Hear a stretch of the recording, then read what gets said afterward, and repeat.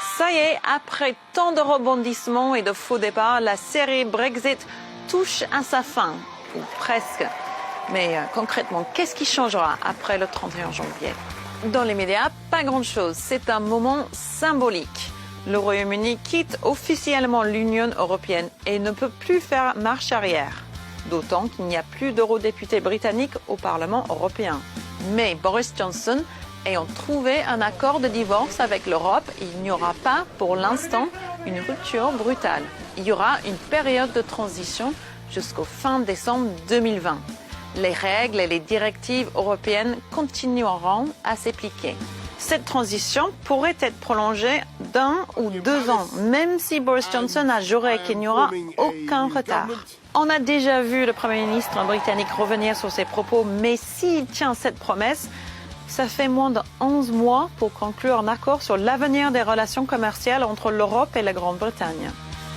Michel Barnier, le négociateur en chef de Bruxelles, dit que c'est impossible de tout régler dans les temps. Surtout que Boris Johnson dit vouloir un accord encore plus vaste que le CETA, le traité entre l'Union européenne et le Canada, qui a pris 7 ans à être négocié.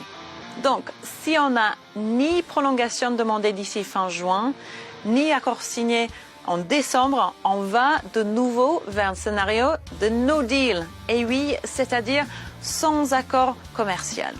Le business se ferait dans ce cas selon les règles de l'OMC, l'Organisation mondiale de commerce, avec des droits de douane à payer, des papiers à remplir, des retards sur les exportations, etc. Sinon, en termes de voyage, après décembre 2020, les citoyens européens auront toujours le droit de se rendre au Royaume-Uni et pour l'instant sans visa. Mais ils perdront le droit d'y s'y installer durablement pour y vivre et travailler avec la fin de la libre circulation. Et l'inverse sera pareil également pour les citoyens britanniques.